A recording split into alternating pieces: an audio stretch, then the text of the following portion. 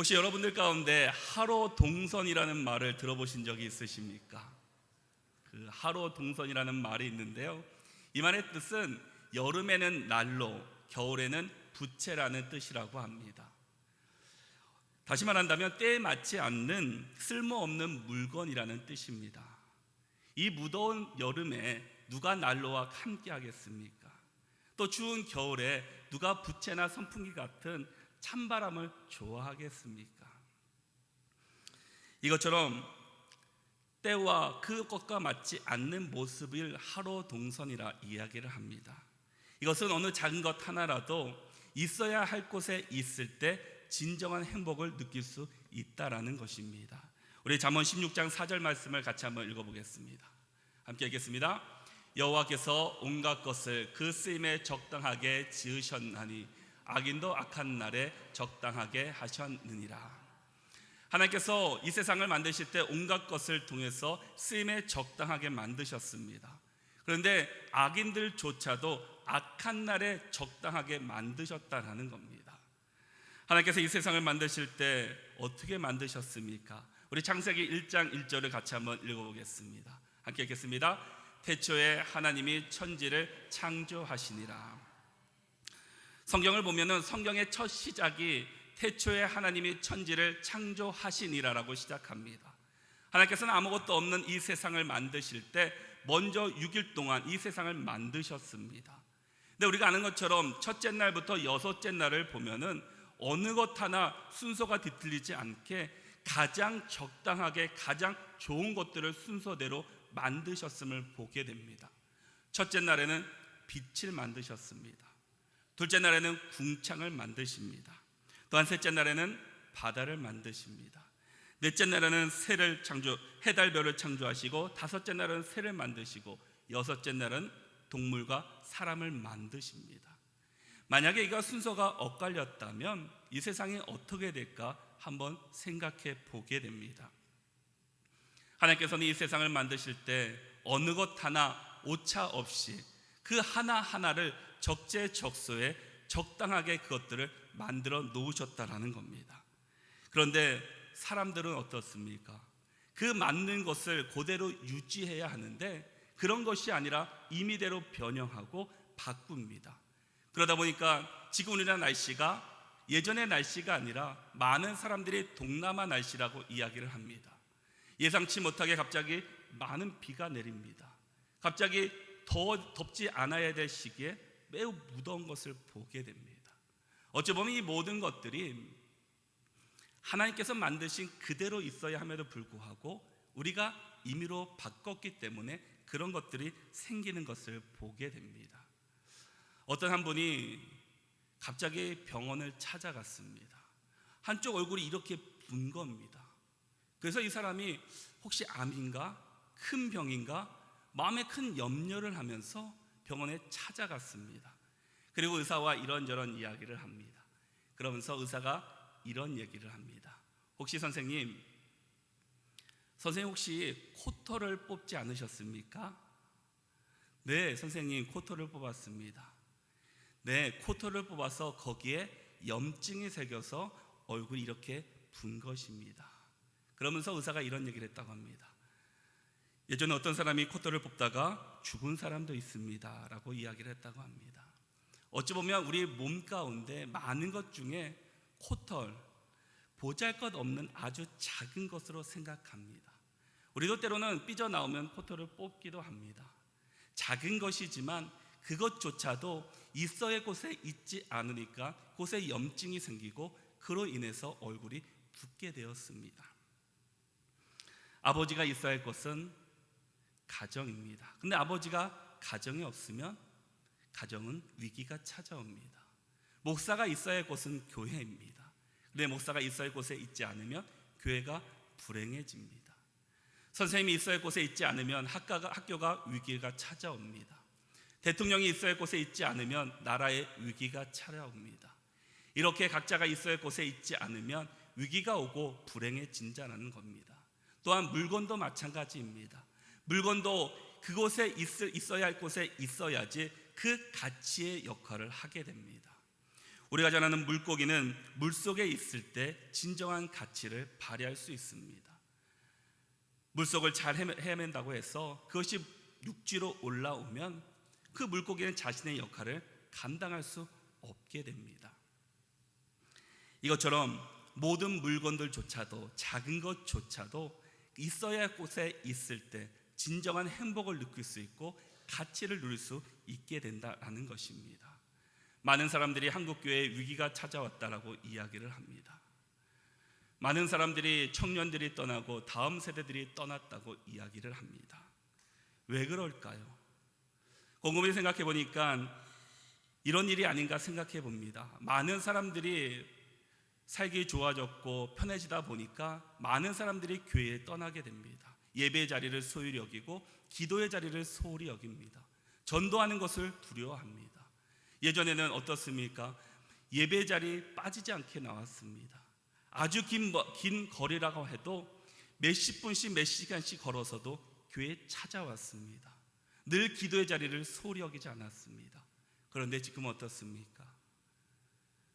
많은 사람들이 그런 자리를 떠나고 있습니다. 일주일에 한 번 예배 드리는 것으로 모든 것을 다 했다고 생각하기도 합니다. 기도의 자리는 어르신들이 해야 된다, 다른 사람이 하는 자리로 여깁니다. 또 자녀들은 어떻습니까? 시험 기간이 되면은 우리 청소년부 같은 경우도 시험 기간만 되면 아이들이 줄어듭니다. 왜 그런지 아십니까? 부모들이 그래 일주일인데 3주인데 뭐 어때? 괜찮아. 학원 가. 교회 한번 빠져도 돼. 기도해. 라고 교회에 빠지는 것을 허락합니다.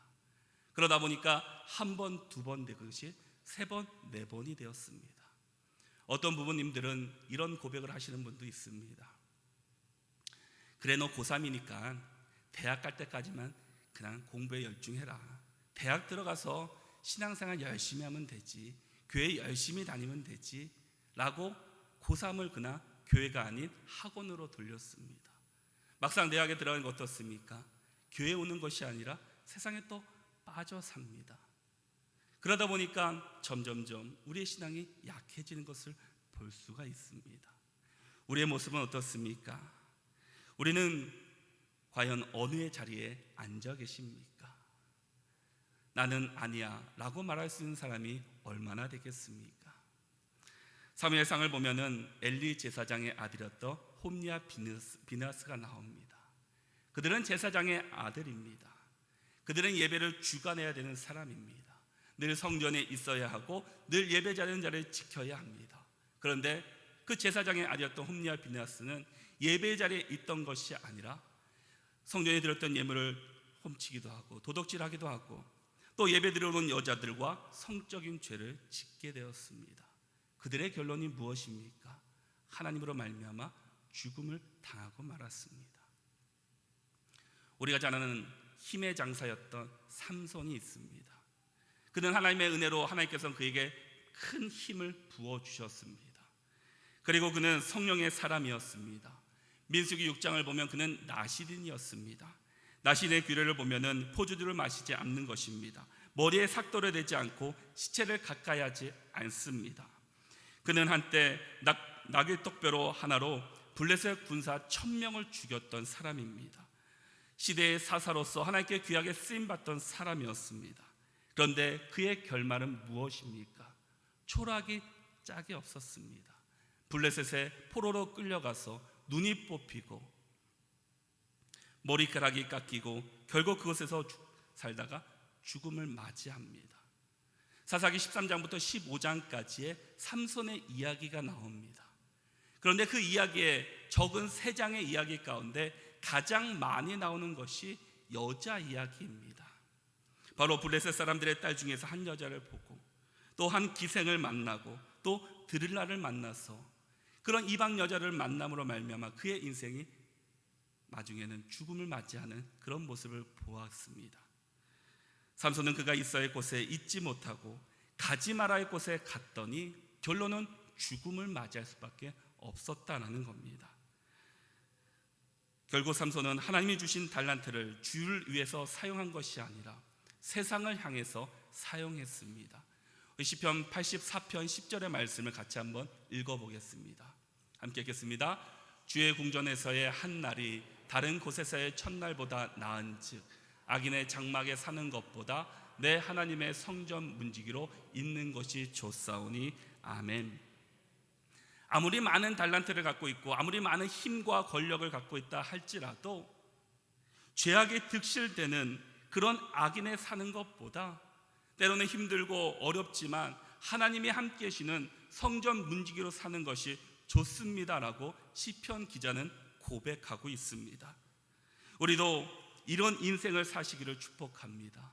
내가 죄악된 곳에 사는 것이 아니라 내가 때로는 힘들고 어렵고 때로는 어려운 힘든 가운데 있다 할지라도 그것이 하나님이 함께 계시는 곳이고 그것이 하나님의 역사하시는 곳이라면 내가 그곳에서 하나님의 일을 감당하고 하나님의 역사를 감당할 수 있는 우리 모두가 되시기를 바랍니다.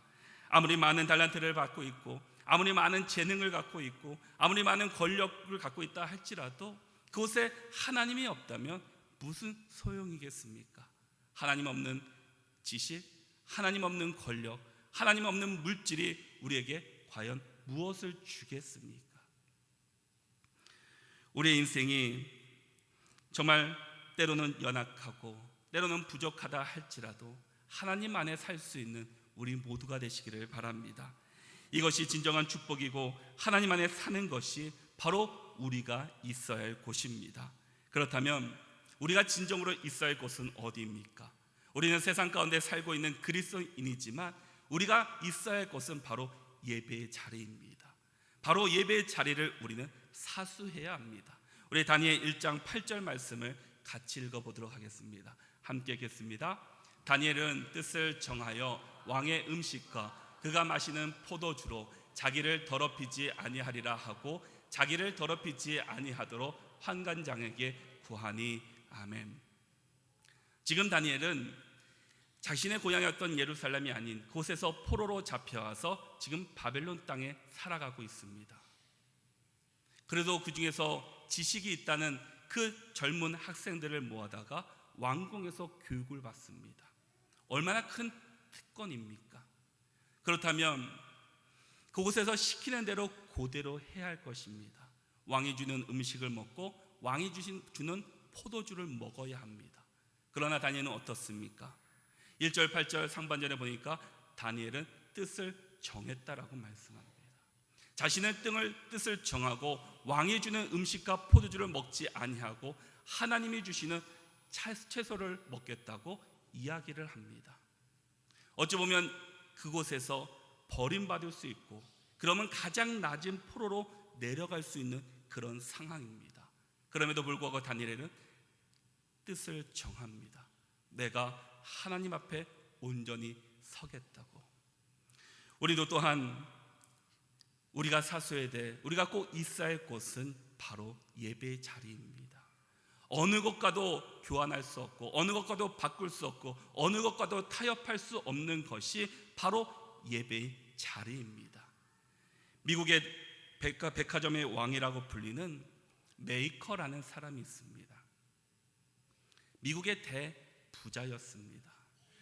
그런데 그에게 한 가지 원칙이 있다고 합니다. 이 원칙은 내가 어떤 일이 있다 할지라도 주일 예배만큼은 빠지지 않겠다라는 원칙을 세웠습니다. 한 번은 제23대 대통령이었던 해리슨이 그를 찾아옵니다. 그리고 그에게 우리 정부의 장관이 되달라고 또한 부탁을 합니다. 그런데 이 메이커라는 사람이 대통령에게 이렇게 제안을 합니다. 대통령님, 제가 한 가지 부탁을 드립니다.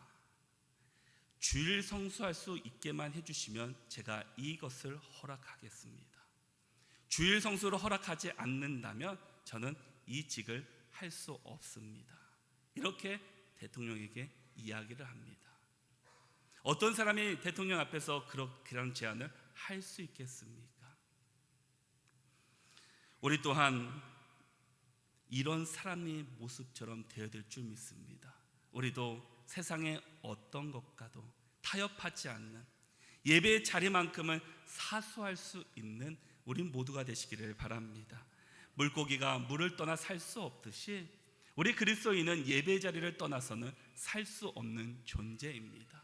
우리는 예배를 통해서 늘 하나님의 말씀을 공급받아야 되고 또 하나님의 인재를 경험해야 되고 하나님의 은혜를 우리는 늘 공급받아야 합니다. 그렇지 않으면 우리는 죄악 가운데 빠져들 수밖에 없다라는 겁니다. 믿음의 조상들을 보십시오. 아브라함은 어떻습니까? 이삭과 야곱, 요셉, 모세, 다니엘, 욥, 바울과 같은, 다윗과 같은 그 사람들의 모습은 어떻습니까? 그들은 어려운 가운데 처했을 때도, 위기 가운데 있을 때도 가장 먼저 한 것이 바로 제단을 쌓는 일입니다. 바로 하나님께 예배드리는 일이었습니다. 내가 힘들고 정말 죽음의 문턱 앞에 있었지만 그럼에도 불구하고 그들이 예배의 자리를 놓지 않았다라는 겁니다. 우리에게도 이런 믿음이 있기를 바랍니다. 우리가 문제 앞에 있다고 해서 예배를 소홀히 여기는 것이 아니라 문제가 있을수록 더 예배를 드리고 하나님께 나올 수 있는 믿음의 사람들이 되시기를 바랍니다. 우리 로마서 12장 1절 말씀을 같이 읽겠습니다. 함께 읽겠습니다. 그러므로 형제들아 내가 하나님의 모든 자비하심으로 너희를 권하노니 너희 몸을 하나님이 기뻐하시는 거룩한 산 제물로 드리라. 이는 너희가 드릴 영적 예배니라. 아멘. 하나님께서 우리가 예배를 드릴 때 거룩한 산 제물로 하나님이 기뻐하시는 예배를 드리라고 말씀하고 있습니다. 거룩하다는 것은 구별되다, 분리되다라는 뜻입니다. 우리는 세상과 분리되어야 합니다. 구별되어야 합니다. 세상을 섬기면서 하나님을 섬기는 것이 아니라 내가 세상에 살고 있지만 그럼에도 그 중심 가운데는 온전히 하나님만을 바라보아야 합니다. 존 메가더 목사님이 쓴 예배라는 책 가운데 우리가 잘못된 모습의 예배를 4가지로 우리에게 소개하고 있습니다. 첫 번째가 대상을 잃어버린 예배입니다. 두 번째가 잘못된 형식으로 드리는 예배입니다. 자기 중심적인 예배입니다. 올바른 대상과 형식을 가지고 있다 하여도 예배자의 태도나 마음가짐이 온전치 않은 예배는 잘못된 예배다라고 말하고 있습니다. 우리는 어떤 예배를 드리시고 계십니까? 우리가 예배 자리에 앉아 있지만 과연 우리는 어떤 예배를 하나님께 올려드리고 있습니까? 우리의 마음을 다해서 하나님을 기뻐하시는 산 제물로 드릴 수 있는 우리 모두가 되시기를 바랍니다. 또한 우리가 있어야 할 것은 바로 기도의 자리입니다. 다니엘은 어느 누구보다도 기도의 자리를 소홀히 여기지 않았습니다. 어떤 환경에 있다 할지라도 그는 기도했습니다. 우리 오늘 본문 10절 말씀을 같이 읽겠습니다. 함께 읽겠습니다. 다니엘이 이 조서에 왕의 도장이 찍힌 것을 알고도 자기 집에 돌아가서는 윗방에 올라가서 예루살렘으로 향한 창문을 열고 전에 하던 대로 하루 3번씩 무릎을 꿇고 기도하며 아멘. 하루에 3번씩 무릎을 꿇고 창문을 열고 자신의 고향이었던 예루살렘으로 향해 늘 하나님께 감사 기도를 드렸습니다. 그런 다니엘은 어떤 사람이었습니까? 3절에 이렇게 말하고 있습니다. 3절을 함께 읽겠습니다. 다니엘은 마음이 민첩하여 총리들과 고관들 위에 뛰어남으로 왕이 그를 세워 전국을 다스리게 하고자 한지라. 아멘. 다니엘은 마음이 민첩하고 총리들과 고관들 위에 뛰어난 사람입니다. 그래서 사람들로부터 시기와 질투를 받습니다. 다른 총리들과 다니엘을 그 자리에서 내려오게 하기 위해서 또한 각종 방법을 찾았습니다. 그 방법이 7절에 나와 있습니다. 7절을 함께 읽겠습니다. 나라의 모든 총리와 지사와 총독과 법관과 관원이 의논하고 왕에게 한 법률을 세우며 한 금령을 정하실 것을 구하나이다. 왕이여 그것은 곧 이제부터 30일 동안에 누구든지 왕 외에 어떤 신에게나 사람에게 무엇을 구하면 사자굴에 던져 넣기로 한 것이니이다. 아멘. 왕의 어떤 신에게든지 기도하면은 사자굴에 던져질 것을 법으로 정하게 됩니다. 그런데 다니엘은 이 내용을 다 알고 있었습니다. 10절 말씀을 다시 보시면 다니엘이 이 조세의 왕의 도장이 찍힌 것을 알고도 자기 집에 돌아가서 창문을 열고 하나님께 기도합니다. 어찌 보면 30일 동안만 기도하지 않으면 됩니다. 아니, 많은 사람들이 보는 그곳이 아니라 남들이 보지 않는 곳에서 기도할 수도 있습니다. 그러나 다니엘은 어떻습니까? 도장이 찍힌 것을 알고도 자기 집에 돌아가서 윗방에 올라가 예루살렘을 향한 창문을 열고 전에 하던 대로 하루에 3번씩 기도합니다. 분명히 잡혀가면 죽는다는 것을 알고 있습니다. 사자굴에 던져질 것을 알고 있습니다. 30일만 기도하지 않으면 됩니다. 그러나 다니엘은 전에 하던 대로 하나님과의 약속을 지킵니다. 하루에 3번씩 기도의 자리를 놓지 않았습니다. 세상과 타협하고 사는 사람이 아니라 나에게 손해가 있다 할지라도, 때로는 힘들고 어려운 일이라 할지라도 다니엘은 하나님과의 한 약속을 어기지 않았습니다. 성도에게 있어서 기도는 최고의 신앙 고백입니다. 하나님께 아뢰 수 있는 것입니다. 기도는 성도로 하나님의 뜻을 깨닫게 합니다. 우리가 있어야 할 곳은 예배의 자리뿐만 아니라 기도의 자리를 놓지 말아야 합니다. 과거 한국교회는 130년 동안 정말 한국교회가 성장할 수 있는 비결은 바로 기도라고 말합니다. 어쩌면 이제까지 이루어온 한국교회의 성장은 기도의 능력을 통해서 이루어왔다고 해도 과언이 아닐 것입니다. 기도하는 사람들을 통해 교회는 하나님의 인재와 하나님의 놀라운 능력을 경험했고, 기도의 자리를 통해서 언제나 치유와 하나님의 축복을 늘 경험하는 자리가 되었습니다. 수많은 믿음의 선배들은 늘 밤을 새워가며 나라 민족을 위해서, 교회를 위해서 눈물 뿌려 기도했습니다. 절야를 하면서 기도합니다. 오리 10리나 떨어졌던 그곳을 새벽에 나와서 예배하며 기도했습니다. 그분들의 헌신과 희생이 있었기에 이 한국교회가 지금까지 성장해 왔습니다. 그렇다면 이제는 그 바톤을 누가 이어받아야 합니까? 바로 우리가 이어받아야 합니다. 바로 우리가 기도해야 합니다. 우리가 기도의 자리를 사모하며 기도의 자리에 더 나와야 합니다. 지금 우리는 특별 새벽 부흥회가 진행 중에 있습니다. 혹시 새벽 부흥회에 참석하지 못한 분들이 있다면 내일부터라도 나와서 기도의 자리로 세워가시기를 바랍니다. 우리가 기도하지 않는다면 하나님의 은혜를 공급받기 없습니다. 하나님의 그 음성을 우리가 들을 수 없습니다. 바로 기도할 때 하나님께서 우리를 통해서 역사하시고, 우리를 통해서 하나님께서는 놀라운 일들을 이루어 가십니다. 다니엘은 자신이 기도하면 죽을 것을 알았습니다. 사자굴에 던져질 것을 알았습니다. 그럼에도 불구하고 그는 그것을 두려워한 것이 아니라 그 위에 역사하시는 하나님을 바라봅니다. 하나님을 의지합니다. 그럴 때 담대히 그 걸음을 나갈 수 있었고, 하나님께서 놀라운 축복으로 함께해 주실 수 있었습니다. 우리 14절 말씀을 같이 한번 읽어보겠습니다. 14절 말씀 함께 읽겠습니다. 왕의 이 말을 듣고 그로 말미암아 심히 근신하여 다니엘을 구원하려고 마음을 쓰며 그를 건져내려고 힘을 다하다가 해가 질 때에 이르렀더라. 여기에 왕이 나옵니다. 이 왕은 예루살렘의 왕이 아니라 바벨론 왕입니다. 어찌 포로였던 이방이었던 그를 향해서 이 말을 듣고 심히 근심합니다.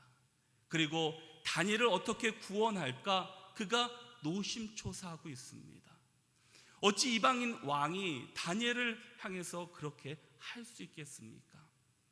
다니엘은 내가 예배 자리를 지키고 기도의 자리를 지켰더니 그 주변에서 하나님께서 그들을 감싸주셨고 그들을 도와주셨습니다. 나중에는 사자굴에 들어갔지만 사자 이까지 막아주시는 하나님의 놀라운 역사를 경험했습니다. 우리가 있어야 할 곳이 어디십니까? 우리가 지금 어디에 앉아 있습니까? 우리가 늘 있어야 할 곳은 세상에 살고 있지만 그럼에도 불구하고 늘 예배 자리를 지키며 기도의 자리를 지키며 우리는 살아가야 될 줄 믿습니다. 우리가 다니엘이 간 그 걸음걸음을 우리 또한 이어가시기를 바랍니다. 우리가 늘 예배 자리를 사수하고 기도의 자리를 사수해서 정말 하나님이 우리에게 주시는 그 놀라운 축복을 경험하시고 은혜를 경험할 수 있는 저와 여러분의 인생이 되시기를 바랍니다.